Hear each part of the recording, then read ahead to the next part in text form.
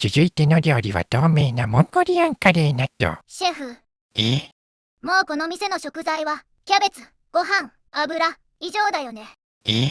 真実はいつも一つ。はい。病気の子供はいなかったんですよね。病気の子供ははい。いませんでした。乗客に日本人はいませんでした。いませんでした。冷蔵庫に食材はありませんでした。しまった。